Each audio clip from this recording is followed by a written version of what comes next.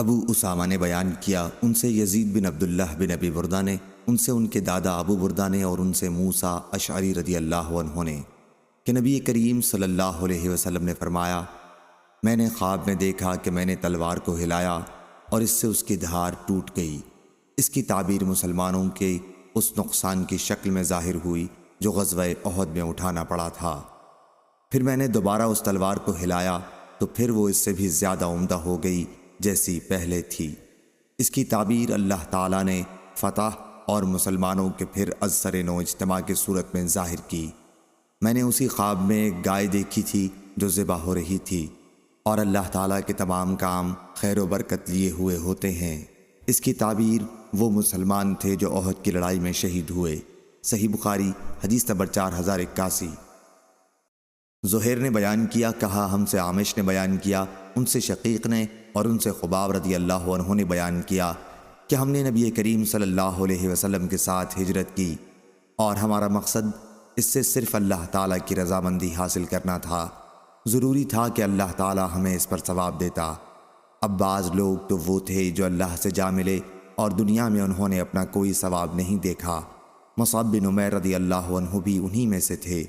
غزوہ احد میں انہوں نے شہادت پائی اور ایک چادر کے سوا اور کوئی چیز انہوں نے نہیں چھوڑی۔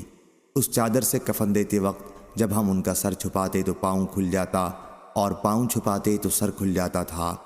آپ صلی اللہ علیہ وسلم نے ہم سے فرمایا کہ چادر سے سر چھپا دو اور پاؤں پر اذخر گھاس ڈال دو، یا آپ نے یوں فرمایا کہ القوا علی رجلہ من الاذخر، یعنی ان کے پیروں پر اذخر گھاس ڈال دو۔ دونوں جملوں کا مطلب ایک ہی ہے، اور ہم میں بعض وہ ہیں جنہیں ان کے اس عمل کا پھل اسی دنیا میں دے دیا گیا اور وہ اس سے خوب فائدہ اٹھا رہے ہیں۔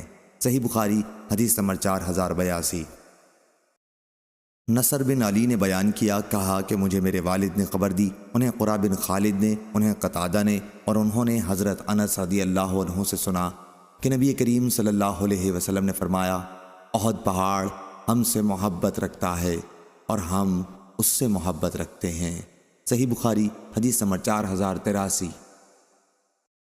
امام مالک نے خبر دی، انہیں مطلب کے غلام عمرو بن ابی عمرو نے، اور انہیں انس بن مالک رضی اللہ عنہ نے کہ رسول اللہ صلی اللہ علیہ وسلم کو خیبر سے واپس ہوتے ہوئے احد پہاڑ دکھائی دیا تو آپ نے فرمایا، یہ پہاڑ ہم سے محبت رکھتا ہے اور ہم اس سے محبت رکھتے ہیں۔ اے اللہ، ابراہیم علیہ السلام نے مکہ کو حرمت والا شہر قرار دیا تھا، اور میں ان دو پتھریلے میدانوں کے درمیان علاقے مدینہ منورہ کو حرمت والا شہر قرار دیتا ہوں۔ صحیح بخاری حدیث نمبر 4084۔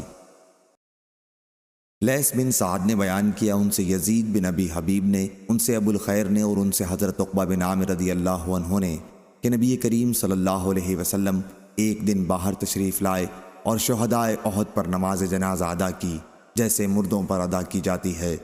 پھر آپ منبر پر تشریف لائے اور فرمایا کہ میں تمہارے آگے جاؤں گا، میں تمہارے حق میں گواہ رہوں گا، میں اب بھی اپنے حوض کوثر کو دیکھ رہا ہوں، مجھے دنیا کے خزانوں کی کنجیاں عطا فرمائی گئی ہیں، یا آپ نے یوں فرمایا مفاتیح الارض، یعنی زمین کی کنجیاں دی گئی ہیں۔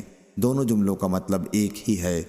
خدا کی قسم، میں تمہارے بارے میں اس سے نہیں ڈرتا کہ تم میرے بعد شرک کرنے لگو گے، بلکہ مجھے اس کا ڈر ہے کہ تم دنیا کے لیے حرص کرنے لگو گے۔